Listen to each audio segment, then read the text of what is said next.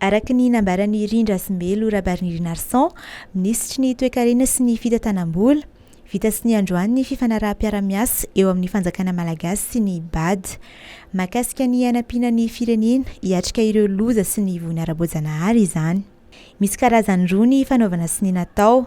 Ny voalohany dia fifanarahana famaditsim-bola, ka nahazo 4.7 tapitrisa avy amin'ireo mpamatsy vola sahanin'ny BAD izay tsy averina, sy vola mitetina 5.4 tapitrisa avy amin'ny Facilité africaine pour la transition izay tsy averina koa, ary farany mbola averina kosa izay mitetina 7.10 tapitrisa avy amin'ny Facilité africaine pour la transition hatrany.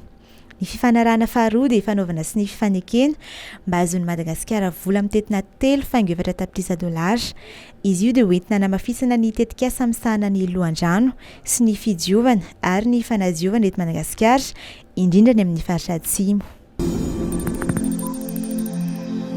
Efa natomboka ny volana Novambra 2024 teo ny asa fanarenana ny seran'Atsambon'ny Manakara, ary vinavinaina hiverina sokatra indray ny volana Jona 2024 raha ny fampitam-baovao avy amin'ny tompon'andraikitra ao amin'ny Masoivo misahana ny seranana Morontsiraka sy Amoronony, na ny Agence Portuaire Maritime et Fluviale na ny APMF.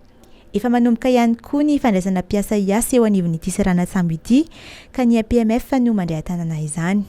Ny fitondram-panjakana amin'ny alalan'ny APMF no mandraikitra tanteraka ny famaditsim-bola amin'ity asa fanarenana ity, ho hiatrany ny tompon'andraikitra avy ao amin'ny APMF. Afaka mitatitra mivantana ny entana ilaina amin'ny andavanandro avy any Toamasina makany Manakara ireo sambo rehefa hiverina hiasa indray ity seran'Atsambo ity. Tamin'ny 3 ora tolakandro teo dia any amin'ny 8.9 kilometatra avaratra Atsinanany Antalahy no misy an'ilay andro ratsy miforona ao amin'ny ranomasimbe Indiana.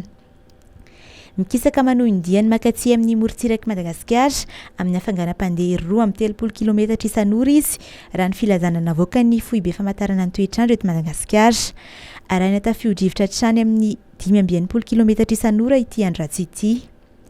Mitoetra hatrany ny filazana maitso ho an'ireo faritra efatra: Diana, Sava, Analanjirofo ary Antsinanana. Manoloan'ny faratsin'ny andro dia miangavy ireo mpiandrika ny avy ao amin'ny foibe famantarana ny toetr'andro mba tsy handrika eo anelanelan'ny Cap d'Ombre sy Manor manomboka Rapitso. Anamafy ny fitsirihany eny an-tsena sy eny amin'ireo toerana fitehirizan'entana ny Ministeran'ny Fampiroboroboana ny Indostria, ny Varotra ary ny Fanjifana. Hojeren'izy ireo manokana ny tsy fanarahan-dalàna sy ny fanararaotana isan-karazany.